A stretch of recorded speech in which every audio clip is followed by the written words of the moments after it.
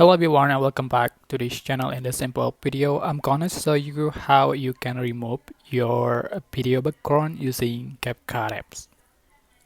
So for example, here I already have a video that will be edited.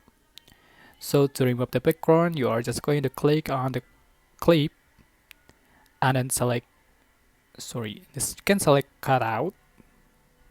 So there are three options: remove background, customize cutout, and chroma key. So for this kind of the video, you are just going to select the remove background, and here we go, the background has been removed as you can see, and just click check mark. So yeah, that's it, and you can also add another background to your video. Alright, that's how you can remove your video background using CapCut apps. I hope this tutorial was helpful for you. Don't forget to like, comment, share, and also subscribe to this channel if you haven't done it already. So thank you so much for watching.